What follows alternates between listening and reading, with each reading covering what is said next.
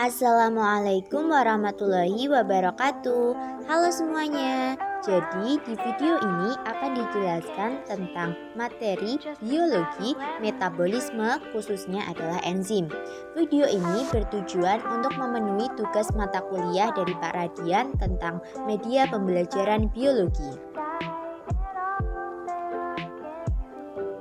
Sebelumnya, perkenalkan dulu, namaku Della Savitri, NPM 191030504, Rombel 2 Pendidikan Biologi. Yuk langsung saja ke materinya. Dalam enzim akan dibahas beberapa seperti pengertian, faktor, sifat, komponen, dan cara kerja. Selamat belajar ya guys, dan perhatikan dengan seksama. Yang pertama adalah pengertian enzim.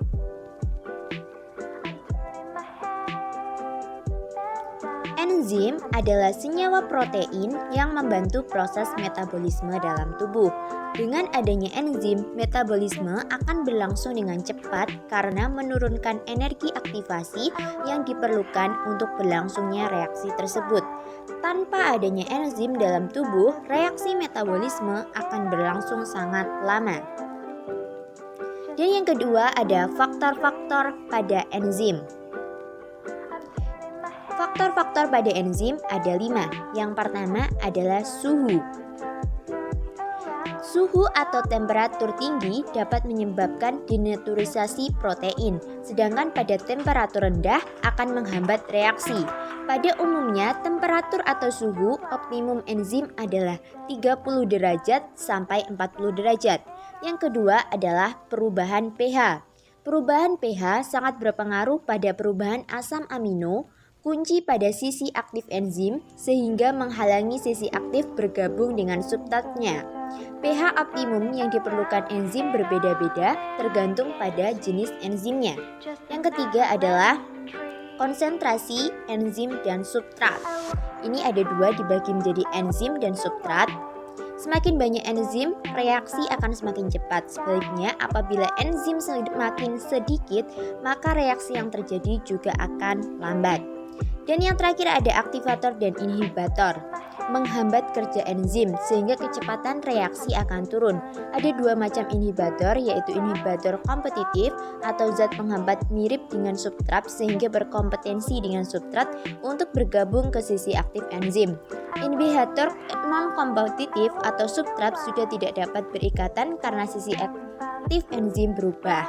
Demikian pembahasan tentang faktor-faktor apa saja yang berpengaruh terhadap enzim. Jadi ada 5, suhu, pH, aktivator dan inhibitor, konsentrasi substrat, dan yang terakhir adalah konsentrasi enzim. Yuk lanjut lagi.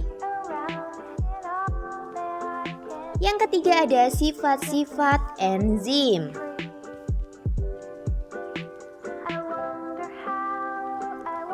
Di sini saya akan menjelaskan 6 sifat dari enzim. Yang pertama, enzim adalah protein. Yang kedua, enzim bekerja secara spesifik. Yang ketiga, berfungsi sebagai katalis. Dan yang keempat, diperlukan dalam jumlah sedikit. Yang kelima, bekerja secara bolak-balik. Dan yang terakhir, dipengaruhi faktor lingkungan. Ya, kita sudah sampai ke komponen enzim yang keempat.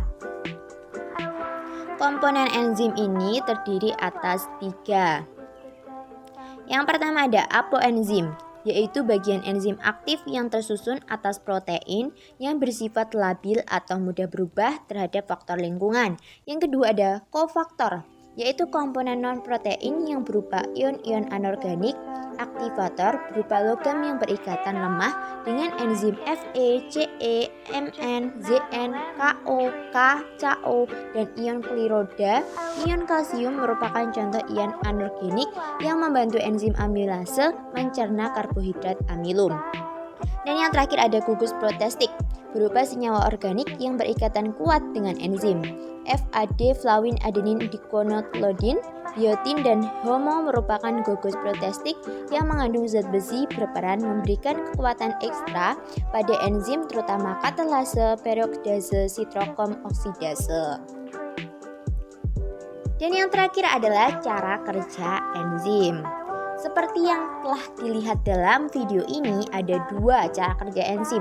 Yang pertama itu ada enzim bekerja secara induksi, dan yang ketiga menurut teori gembok dan anak kunci.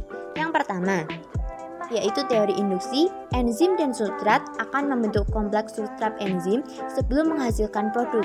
Substrat adalah zat yang berfungsi sebagai enzim, sementara produk adalah zat yang diperoleh pada akhir reaksi kimia. Cara kerja enzim dibagi menjadi dua, yaitu gembok dan anak kunci, lock and key, serta kecocokan induksi. Menurut teori gembok dan anak kunci, enzim memiliki sisi aktif yang kosong. Sisi aktif tersebut merupakan tempat menempelnya substrat agar enzim dapat bekerja. Ketika substrat menepati sisi aktif enzim, enzim tersebut menjadi kompleks enzim. Sisi aktif enzim memiliki bentuk yang spesifik dan tidak fleksibel.